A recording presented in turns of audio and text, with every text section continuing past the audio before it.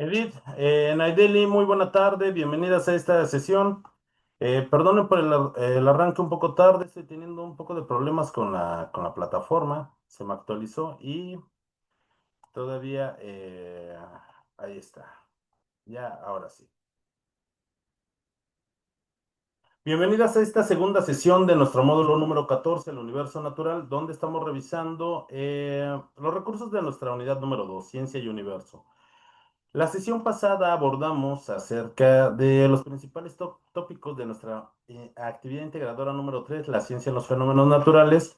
Quedó pendiente una revisión acerca de nuestra actividad integradora número 4, la tabla periódica y sus aplicaciones. Les recuerdo, mi nombre es Francisco Javier Camacho Flores y soy su asesor para este módulo número 14, nuestro universo natural. Si tienen alguna duda en particular, por favor, escriban sus dudas por medio del chat de esta plataforma o tomen directamente el audio de esta plataforma y pueden realizar sus comentarios, exponer las dudas que se lleguen a presentar de algunos temas.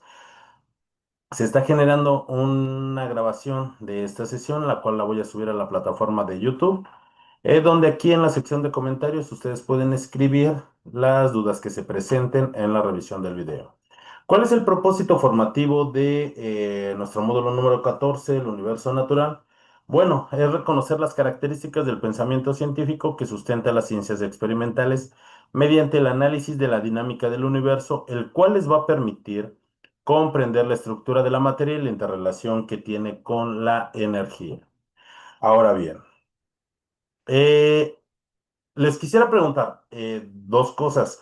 Una, si están ustedes observando la presentación en pantalla, el PowerPoint de la sesión, y también si tienen alguna duda de la actividad integradora número 3.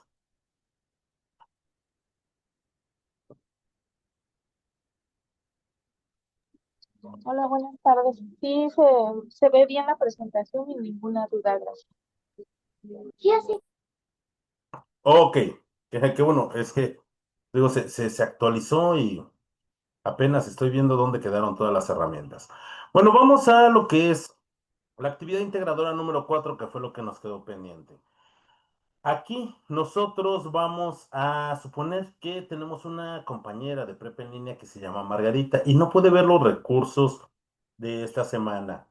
Así es que piden nuestra ayuda para poder esclarecer sus dudas acerca de lo que es la tabla periódica. ¿Cuál es el propósito de esta actividad? Es comprender la estructura de la tabla periódica y las implicaciones que tiene la formación de compuestos tanto orgánicos como inorgánicos. Y a todo esto, ¿qué es la tabla periódica? La tabla periódica es la forma gráfica de cómo se ordenan los elementos que se encuentran en la naturaleza. Y no solamente eso, sino también los elementos que ha sintetizado el ser humano. Este ordenamiento o la forma más conocida de lo que es la tabla periódica es la forma resumida. La imagen que les muestro en pantalla es la forma resumida de la tabla periódica. ¿Por qué? Porque las dos series que se encuentran abajo, la serie de lactano y la serie de lactino, se sacan de la tabla periódica. Si no, la tabla periódica fuera muchísimo más larga horizontalmente. Por ello, se sacan estas dos series que corresponden tanto a la familia número 3 como a lo que es los periodos número 6 y los periodos número 7. Ahí corresponden estos elementos. Pero para hacer una tabla más manejable, sacamos de la parte integral del cuerpo de lo que es la tabla periódica estas dos series. ¿Quién diseñó esta tabla periódica?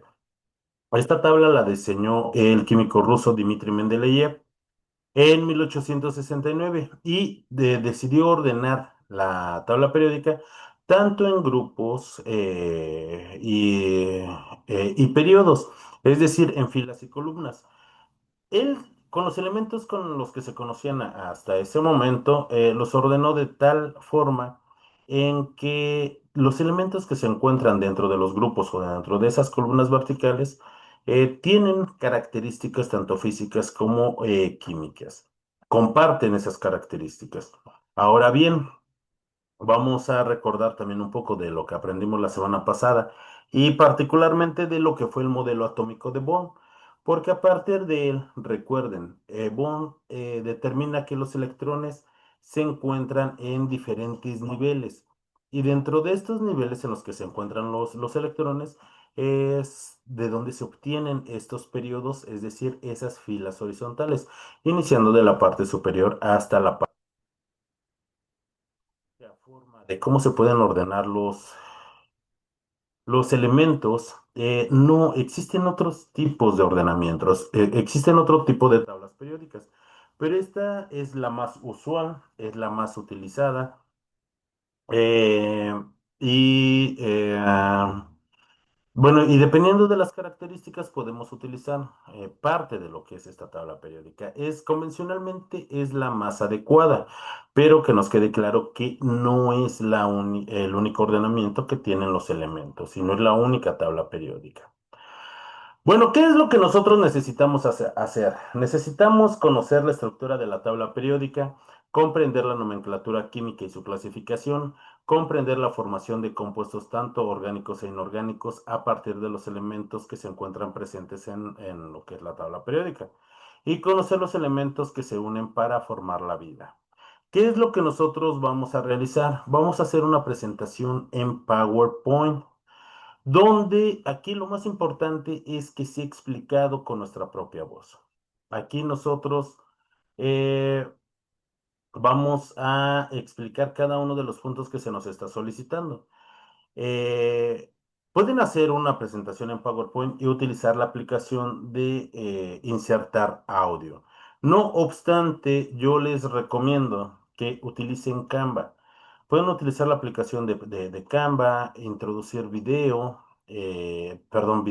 introducir audio para las explicaciones de cada uno de los puntos que se nos está solicitando y de esta forma hacer mucho más versátil nuestras entregas. Lo único que tienen que verificar es que sea el enlace correcto y que por favor me otorguen todos los permisos para que yo pueda observar lo que es su trabajo realizado.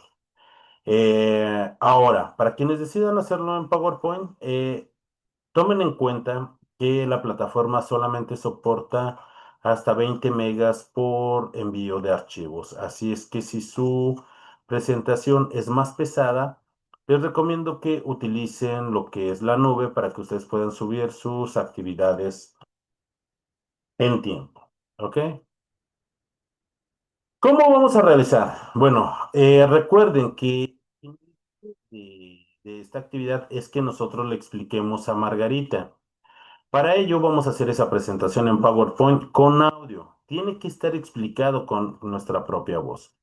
Le vamos a explicar acerca de la estructura de la tabla periódica, lo que son las familias, los periodos, el número atómico, el símbolo químico y la masa atómica. Para ello, en la primera diapositiva, ustedes van a ingresar lo que son sus datos de identificación, como lo es su nombre, su grupo, el nombre de su asesor virtual y la fecha de entrega. En la diapositiva número 2, ustedes van a integrar una imagen de lo que es la tabla periódica y van a indicar su división por familias de los elementos químicos. Para la diapositiva número 3, ustedes van a integrar una imagen de la tabla periódica en la cual van a indicar su división por periodos. Para la diapositiva número 4 van a integrar una imagen de la tabla periódica y van a indicar cómo es que están clasificados por número químico. Para la diapositiva número 5, integrando una imagen de un elemento de la tabla periódica, van a describir lo que es su símbolo químico. Para la diapositiva número 6, con una imagen también de un elemento de la tabla periódica, van a explicar lo que es la masa atómica. En la diapositiva 7 van a responder a la pregunta, ¿por qué es importante la clasificación de compuestos orgánicos e inorgánicos? La siguiente diapositiva, la 8, van a mencionar tres ejemplos de compuestos orgánicos y tres de compuestos inorgánicos. Para la diapositiva número 9 van a responder a la pregunta, ¿por qué es importante conocer y comprender lo que es la estructura de la tabla periódica? ¿Por qué es necesario el que nosotros sepamos cómo está estructurada? Es importante que conozcamos la información que ahí está. Sí, sí, sí, es importante, pero es mejor saber cómo podemos utilizar la tabla periódica, ya que la información que está ahí no va a cambiar y siempre va a estar ahí en la tabla periódica. Lo importante es saber cómo utilizar la tabla periódica. Si ustedes necesitan más diapositivas para integrar sus referencias, para poder integrar lo que es no lo sé, ¿quieren dar algún ejemplo más acerca de alguno de los tópicos que se nos están solicitando? Sin problema alguno pueden utilizar más diapositivas de las que se están solicitando. Una vez que terminen su presentación, van a guardarla con la siguiente nomenclatura, sus apellidos, su nombre y la clave de esta actividad, que es M14, S2, A y 4. Y bueno, entonces, como comentábamos hace un momento, la tabla periódica es la forma gráfica de cómo están ordenados los elementos de acuerdo a sus características físicas, de acuerdo a sus características químicas, de acuerdo a sus características eléctricas, de acuerdo a su estado de oxidación, de acuerdo a muchas características, es cómo están ordenados ahí los elementos de la tabla periódica. Por ello es que toma esa forma también un poco caprichosa. Es importante que nosotros sepamos en qué condiciones se encuentra la tabla periódica. Si ustedes tienen una tabla periódica impresa o bien tienen alguna de forma digital, es importante primero nosotros notar la nomenclatura en la cual está hecha esa tabla periódica. ¿Qué quiere decir? Eh, si yo quiero diseñar mi tabla periódica, mi propia tabla, yo voy a utilizar el mismo orden en el que se encuentran, pero tal vez esos colores a mí no me gusten. Entonces, algo muy importante es que si voy a poner cada familia o cada bloque de elementos con un color característico, es importante que yo en la nomenclatura digo, el color verde corresponden a los calcógenos, el color azul corresponde a los gases nobles. Es importante que esa nomenclatura nosotros la describamos para aquellas personas que agarren o tomen información de nuestra tabla periódica y puedan orientarse de una mejor forma.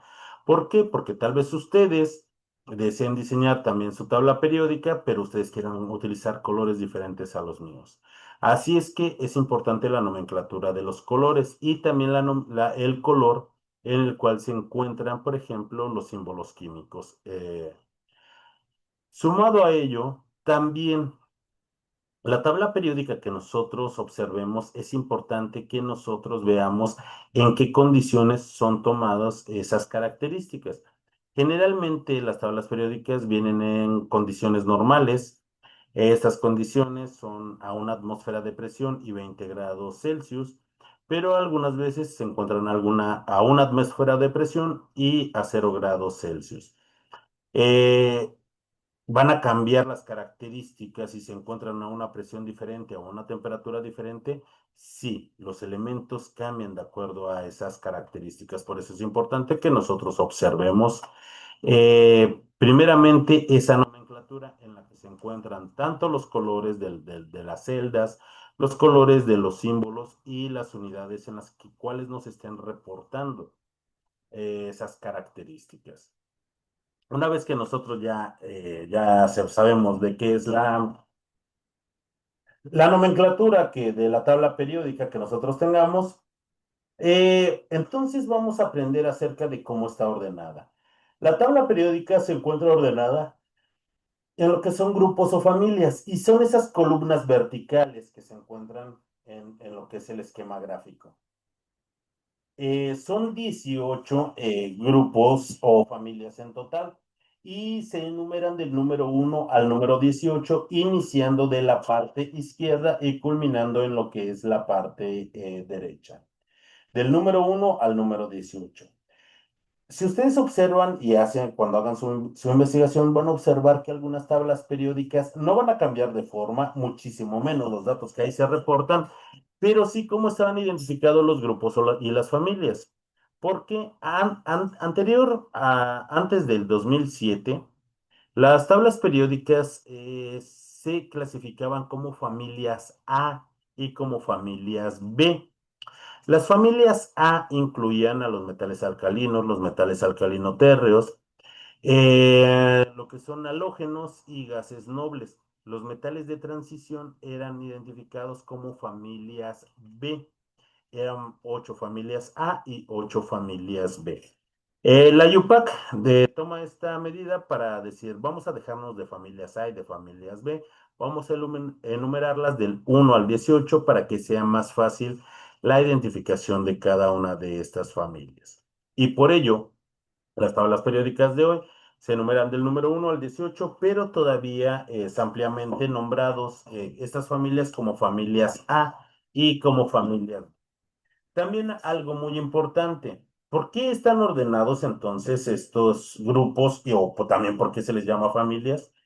Porque los elementos que se encuentran en esas columnas verticales cuentan con características semejantes, ya sea características físicas, características químicas, estados de oxidación e incluso también llegan a tener nombres específicos.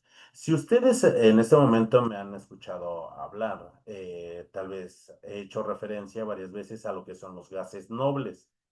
Los gases nobles se encuentran en la familia número 18, es decir, en la última familia de la derecha. Y se les llama así porque en condiciones normales generalmente no reaccionan.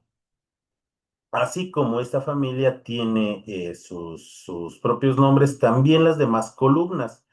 Y todavía se hace muchísima referencia y se utilizan también para indicar a los elementos por los nombres de las familias. Así que la primer familia, la familia número 1, también corresponde de nombre a los metales alcalinos, como tenemos al litio, al sodio, al potasio, al cesio, al francio, en fin. La primera columna, esos elementos corresponden a la primer familia, a la familia de los metales alcalinos. La segunda familia corresponde a la familia de los metales alcalinoterrios y así se les llama y así se les ubica. Tal vez ahorita en este momento estos nombres tal vez nos parezcan muy ajenos, pero en medida de que nosotros aprendamos acerca de la tabla periódica, pues nos va a quedar muchísimo más claro estos conceptos. Ahora, por ejemplo, en el ordenamiento y la identificación que yo les muestro en pantalla, por ejemplo, las familias número 3, 4, 5, 6, 7, 8, 9, 10, 11 y 12 se ven en color gris. Estos grupos son metales de transición. A estos metales de transición o elementos metálicos también llegan a tener nombres característicos y generalmente se les da el nombre del elemento que encabeza estos grupos o familias. Así tenemos a la familia del escandio, la familia del titanio. Por ejemplo, la familia del hierro son 3 columnas, ya que los elementos que se encuentran en esas 3 columnas comparten características químicas y eléctricas con lo que es el elemento hierro. Tenemos la familia del zinc también. Y después iniciamos en la familia número 13 o la familia del boro. Sigue la familia número 14 o la familia del carbono. También se les llama carbonoideos. La familia número 15 o la familia del nitrógeno también se le llama la familia de los nitrogenoideos. Le sigue la familia número 16 y aquí la encabeza el oxígeno. Se le llama familia del oxígeno, la familia de los anfígenos o también familia de los calcógenos. Así es que incluso hasta tienen más nombres. Sigue la familia número 17 y es la familia del flúor o también algo muy importante, la familia de los halógenos. Tal vez hemos escuchado hablar mucho acerca de los halógenos y corresponden a todos los elementos que se encuentran en esta familia. Hay algo característico. Si ustedes también tienen una tabla periódica, van a observar que estos elementos en temperatura y condiciones normales también se encuentran en el mismo estado físico de agregación. Generalmente son gases. De aquí que dentro de la familia del flúor vamos a tener al fluoro, al flúor, bueno, al cloro, al bromo, al yodo y al astato. Y finalmente tenemos a lo que es la familia de los gases nobles. La familia de los gases nobles, estos gases se llaman nobles porque no reaccionan. Casi no son tóxicos, exceptuando el xenón, el radón. Pero estos elementos se llaman así o se les da el nombre de gases nobles porque generalmente no reaccionan. Así es que dentro de estos grupos o familias o esas columnas verticales, entonces también llegan a tener más nombres, pero también lo que denotamos es que comparten características tanto físicas como químicas, incluso estados de agregación. También comparten características. eh, respecto de su estado de oxidación e incluso su valencia. Por ello es importante que nosotros los empecemos a identificar poco a poco. Lo siguiente es que los elementos también se encuentran ordenados como periodos. Los periodos van a ser esas filas horizontales. ¿Y a qué obedece esta fila horizontal? Esto corresponde a las características electrónicas que tienen, es decir, a cómo es su comportamiento de acuerdo al número de electrones que tienen. Y de ahí que alcancen, bueno, algunas configuraciones electrónicas diferentes. Ahora, algo muy importante. Todos los elementos que se encuentren dentro de dentro de estas familias o periodos, van a tender a querer alcanzar la estabilidad del gas noble en el que se encuentran dentro de esas familias. Estos son unos términos un poco más, bueno, que desconocemos tal vez en este momento, pero es importante conocer que también los electrones se distribuyen dentro de un átomo en órbitas específicas y que se pueden cuantificar estadísticamente. Y gracias a ello, bueno, existe este ordenamiento electrónico y obedece también, como les mencionaba al principio, ya casi lo olvidaba, esto también obedece al nivel electrónico que nos marcaba Bohr con su modelo atómico. Él nos decía que cada uno de estos niveles energéticos en los cuales se encontraban los electrones podía caracterizar a estos. Y Niels Bohr determinó que existían 7 niveles en los cuales giraban alrededor los electrones. Es por ello que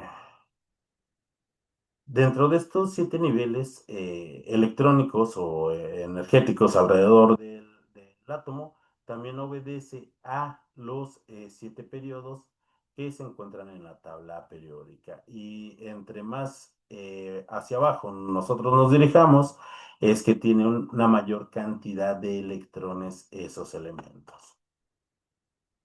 Si se presenta alguna duda de lo que estamos explicando, con toda confianza pueden ustedes preguntar. Y bueno, recuerden que ustedes deben de colocar lo que es una imagen de un elemento químico. Con la imagen de un elemento químico nosotros vamos a... Miren, por ejemplo, en la imagen que les pongo ahorita en pantalla de lo que es la tabla periódica, ustedes pueden observar que se encuentran como familias 1A y como familias B y se ordenaban o se identificaban con números romanos. Van a encontrar muchísimas tablas de esa forma y todas hacen mucha referencia. ¿Por qué? Porque muchos aprendieron química utilizando este tipo de nomenclatura para lo que es la tabla periódica y se sigue utilizando. Pero la UPAC trata de facilitar las cosas para todos, para que no sea tan abstracta lo que es la química y de esta forma facilitarnos la forma para la búsqueda de información y sobre todo el ordenamiento de lo que es la tabla periódica. Y bueno, lo que es el número atómico. Y para esto nosotros tenemos que regresar a recordar lo que eran los modelos atómicos. Ustedes recordarán que los átomos están formados a su vez por nucleones o partículas subatómicas, como son los electrones, los protones y los neutrones. Bueno, el número atómico nos va a indicar de forma directa la cantidad de protones que tiene ese elemento en su núcleo. Cada elemento tiene un número único de protones en el núcleo.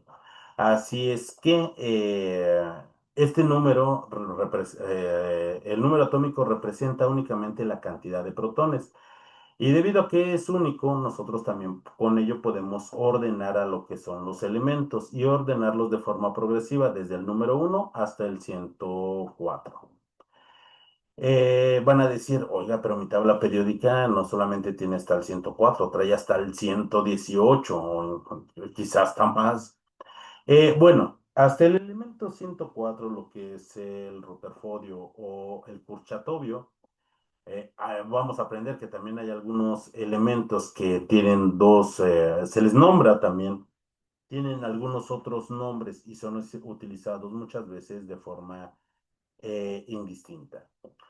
Bueno, hasta el Rutherfordio, o lo que es el Kurchatowio, el elemento 104, hasta aquí oficialmente los científicos han manifestado tanto la existencia de estos elementos, así como sus características. Pero ¿qué pasa con todos los demás elementos, con todos aquellos? Ciertamente no existen, es la naturaleza. El ser humano los ha creado en sus laboratorios. Y debido a ello, la comunidad científica todavía no se pone de acuerdo en cómo nombrar a estos elementos. Todavía no tienen nombres oficiales. También estos elementos que se crean tienen vidas medias de milisegundos, es decir, son estables menos de un segundo, por lo cual alguna utilidad que puedan llegar a tener, más que de investigación, pues todavía no se encuentran este tipo de aplicaciones. Ok, entonces regresando, el número atómico son la cantidad de protones que tienen esos elementos en su núcleo. Y como es un número progresivo, entonces también los podemos utilizar. ¿Para qué? Para identificarlos. El número uno lo tiene el hidrógeno y se encuentra en la familia número uno. Y de ahí nos vamos hasta la familia número 18 con el número 2 que es el helio. Y empezamos a bajar al siguiente periodo y de izquierda a derecha se empiezan a ordenar los elementos de forma progresiva. Y bien, antes de terminar, algo que es de verdad muy importante. El número atómico nos dice la cantidad de protones que tienen esos elementos en el núcleo. No obstante, también de forma indirecta, el número atómico nos dice también la cantidad de electrones que tiene ese elemento, debido a que todos los átomos tienen la misma cantidad tanto de protones como de neutrones. Así es que conociendo el número atómico, nosotros también podemos conocer el número de electrones que tiene ese elemento. Tenemos que explicar también lo que es el símbolo químico. Y para esto, para explicarle a Margarita con la imagen de un elemento, vamos a nosotros a explicarle lo más importante, que los símbolos químicos de los elementos pueden constar de una letra o bien de dos letras. Cuando constan únicamente de una sola letra, esta siempre va a ser mayúscula. Y cuando su nombre conste de dos letras, esta siempre va a ser minúscula. Y ahora, ¿de dónde se le otorgaron los nombres a los elementos? Pues principalmente de su descubridor. Hay algunos elementos que se conocen desde hace miles de años, como el caso del oro o la plata o el carbono. Eh, ¿De dónde toman su nombre los elementos químicos? Porque a partir del nombre es donde generalmente se toma el símbolo químico. Van a ver que para muchos de ellos coincide, como en el caso del hidrógeno, pues su símbolo es H. Del berilio, su símbolo es Be. Del selenio, por ejemplo, su símbolo es Se. Pero en el ejemplo que yo les estoy poniendo, en el caso del cobre, ¿por qué el cobre no tiene o no sería más fácil identificarlo como CO? Es por su propio nombre y también porque hay otro elemento que ya cuenta con esa simbología, como el caso de lo que es el cobalto. ¿Y por qué el cobre no? El cobre sí toma las primeras letras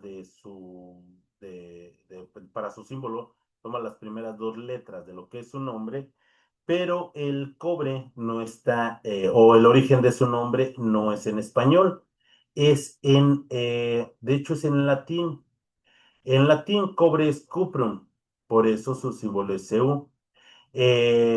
Por ejemplo, el oro de símbolo Au también proviene del latín y es aurum, por eso su símbolo es Au, y así con muchos elementos que se encuentran en la tabla periódica. Los nombres originales los nombres de los elementos químicos están en diferentes idiomas. O se descubrieron también con diferentes nacionalidades estos elementos. Así, bueno, dentro de estas lenguas o estos idiomas en los cuales se identificaron los elementos, tenemos al latín, tenemos al inglés, tenemos al ruso, el idioma alemán también, y si mal no recuerdo, también es el italiano. Del italiano no estoy tan seguro, pero de los otros cuatro sí. Así es que de ahí depende el origen de su nombre y muchos de ellos fueron hace miles de años. Hay algunos más recientes que se han sintetizado y por ello es que también su símbolo químico va a cambiar de acuerdo a su nombre y de acuerdo a la nacionalidad y del idioma en el cual el descubridor maneje ese tipo de lengua. Y bueno, son muchos símbolos químicos y efectivamente sí lo son. Pero la importancia de manejar la tabla periódica es que nosotros no tengamos que aprendernos de memoria lo que es la información que aparece en la tabla periódica. Basta con saber el ordenamiento y la información, como les dije hace un momento, siempre va a estar ahí y no va a cambiar. La masa atómica. Vamos a regresar nuevamente y por ello fue muy importante que hiciéramos nosotros nuestra actividad uno de lo que es los modelos atómicos. A partir de qué surge lo que es la masa atómica. Recordemos esos modelos atómicos y en el núcleo atómico, además de lo que son los protones, también vamos a encontrar otro tipo de nucleón o partícula subatómica, en el cual son los protones. Los protones se descubrieron hasta 1931 y fue por James Chadwick.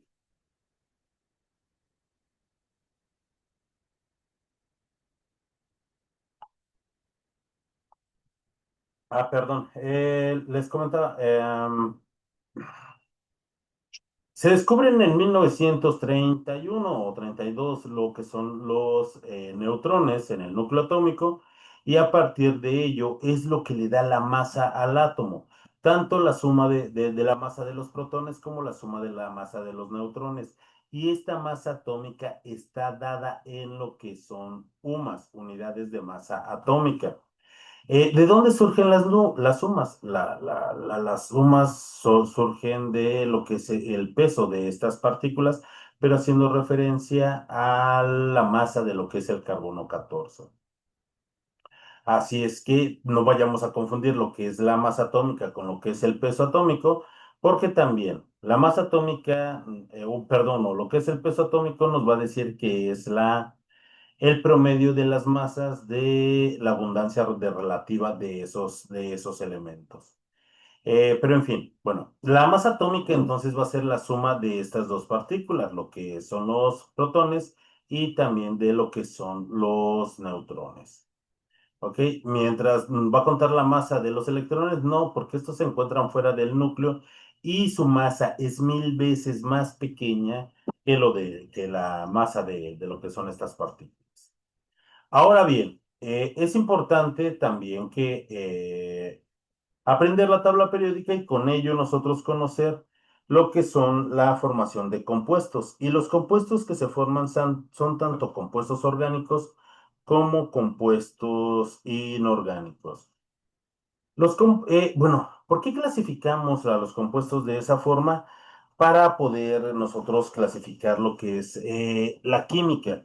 La química es un área de especialización, es una ciencia experimental muy grande y es importante analizarla de acuerdo también a su estructura. Es por ello que se determinan eh, analizar los compuestos y la química, como inorgánica y como química orgánica. ¿Y en qué se diferencia? Bueno, los compuestos orgánicos van a ser aquellos compuestos en los cuales dentro de su estructura contengan carbono, pero no únicamente el carbono, sino que tiene que estar formando enlaces con otros elementos, como en el caso del hidrógeno, el nitrógeno, el azufre, el oxígeno y el fósforo principalmente. Pero tiene que estar formando estos compuestos. ¿Todos los compuestos que tienen carbono son orgánicos? No. De aquí es que nosotros vamos a excluir a lo que son principalmente lo que son los carbonatos. Los carbonatos son compuestos inorgánicos, pero todos los demás. Y bueno, ¿cómo diferenciarlos? Además de su estructura química, también por sus propiedades tanto físicas como químicas. Los compuestos orgánicos van a presentar generalmente, el enlace que se presenta es el enlace covalente. Eh, el carbono no presenta concatenación y hay algo importante, los compuestos orgánicos sí presentan isomería. ¿Y a qué me refiero con que presentan isomería? Presentan isomería, es decir, que van a existir moléculas con el mismo peso molecular, la misma cantidad de átomos, pero estos átomos se encuentran distribuidos de una forma característica, haciendo de esto que vamos a tener moléculas que pesan exactamente lo mismo, contienen la misma cantidad de átomos, pero estos átomos están ordenados de una forma diferente. Los compuestos orgánicos son combustibles, es decir, se queman. Esa es una de las formas más fáciles de poder identificar a los compuestos orgánicos. Y no debemos de confundirlos también con términos actuales como lo que son los productos orgánicos. ¿Tiene algo que ver? Pues realmente no mucho. Eh, Dentro de los compuestos orgánicos también van a existir compuestos sintéticos, recuerden. Lo principal para poder nosotros clasificarlos de esta forma es que el carbono esté formando o no este tipo de compuestos con hidrógeno, oxígeno, nitrógeno y demás. Estas estructuras se queman. Cualquier, bueno, la mayor parte de estos materiales sí se logran quemar, son compuestos orgánicos. Por ejemplo, el papel, por ejemplo, la madera, por ejemplo, nuestra ropa. Si la acercamos a una flama, se va a quemar. Ahora, los compuestos orgánicos no infiere que sean aquellos compuestos que son completamente naturales. No, dentro de los compuestos orgánicos también vamos a tener compuestos sintéticos.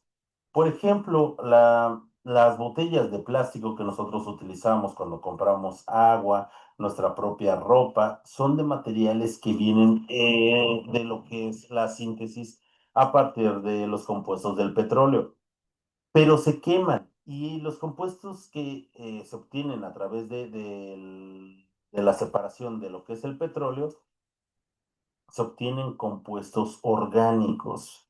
Y lo fácil que lo podemos identificar es cuando se exponen a la flama, estos se queman. Los compuestos orgánicos son solubles en disolventes orgánicos principalmente y sus reacciones son lentas y rara vez cuantitativas. Hasta el día de hoy, jóvenes estudiantes, existen más de 130 millones de compuestos orgánicos sintetizados hasta el día de hoy. Dentro de ellos tenemos muchísimos ejemplos, como en el caso de los azúcares, disacáridos como lo que es la sacarosa, la lactosa o la manosa. Pero también vamos a tener, por ejemplo, algunos otros compuestos orgánicos a partir de carbohidratos, como son los azúcares simples, como la glucosa, la fructosa, la ribosa y en fin. Existen, como les decía, más de 130 millones de compuestos sintetizados al día de hoy y siguen aumentando lo que es esta larga fila de información. Existen muchísimos ejemplos, como yo mismo soy hecho de compuestos orgánicos, Así es que si a mí me avientan a lo que es una fogata, también me voy a quemar. ¿Por qué no? Porque soy hecho de un compuesto orgánico. En el caso de los compuestos inorgánicos, el enlace que siempre se encuentra más presente es el enlace iónico y eso hace que tengan capacidad de lo que es formar electrolitos y conducir de esta forma la electricidad. Los compuestos inorgánicos no presentan isomería y generalmente tampoco se queman. Tal vez nos hayamos dado cuenta de esto en la cocina de nuestras casas. Si nosotros colocamos sal en un sartén, a la sal no le va a pasar absolutamente nada.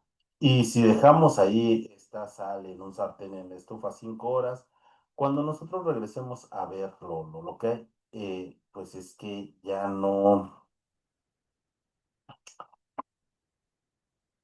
perdón, no va a existir algún cambio en esta sustancia a pesar de que lo dejemos en una alta temperatura por su propia naturaleza inorgánica. Les digo, ustedes coloquen sal en un sartén y por más que lo calienten jamás se va a quemar.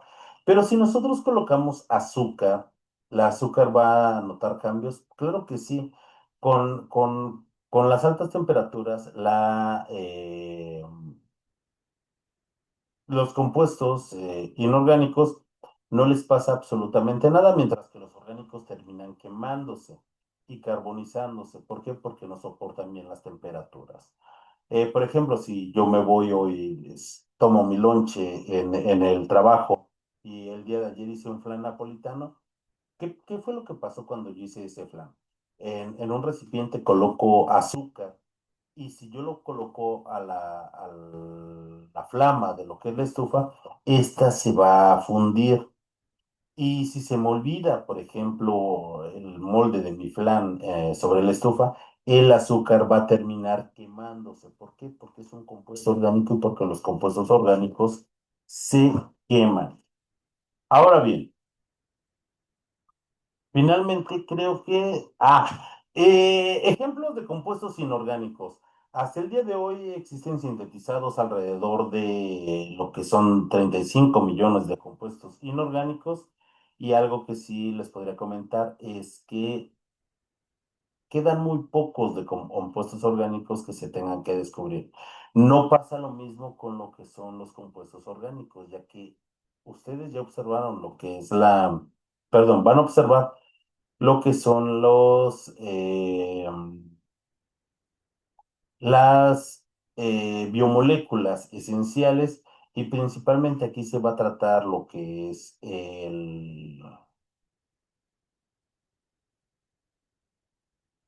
perdón, dentro de los compuestos inorgánicos vamos a tener, por ejemplo, lo que es el agua, los carbonatos con el bicarbonato de sodio, el dióxido de carbono, el ácido sulfúrico, el ácido nítrico, el hidróxido de potasio, por ejemplo, el cloruro de plata o el cloruro de sodio, como la sal de mesa de nuestros hogares. Y bueno, ahí es un pequeño esbozo de lo que es cuando mandamos a identificar tanto compuestos orgánicos como inorgánicos por las características que estos tienen. Ahora, es algo muy importante que nosotros hagamos nuestra presentación en PowerPoint y sobre todo que sea explicado con nuestra propia voz. Como les decía desde el principio de esta sesión, yo les recomiendo de forma encarecida que ustedes utilicen Canva. Pongan una portada con sus datos de identificación y sobre todo, eh, expliquen de una forma clara la estructura de lo que es la tabla periódica, cada uno de los elementos que se está solicitando dentro de esas actividades para que podamos obtener nosotros el máximo de puntuación de acuerdo a hacer caso y entregar a tiempo, cumpliendo con cada uno Recuerden responder a todas las preguntas que se nos están planteando acerca de los compuestos orgánicos e inorgánicos. Mencionen también tres ejemplos de compuestos orgánicos y tres de compuestos inorgánicos. Y finalmente vamos a responder a la pregunta que se nos planteó desde el inicio. Y recuerden, algo esencial dentro de esto. La presentación no va dirigida a su asesor virtual. Recuerden, nosotros estamos haciendo todo esto para ayudar a que Margarita pueda comprender muchísimo mejor lo que es la tabla periódica. Hasta aquí, alguna duda que se llegue a presentar.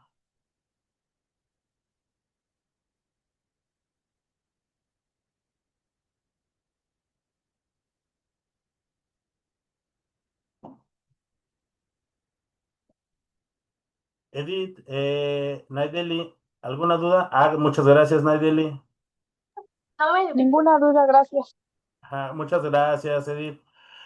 Bueno, si no queda ninguna duda, espero que envíen sus actividades a tiempo y cumpliendo con cada uno de los rubros para que puedan obtener la calificación más elevada para estas actividades.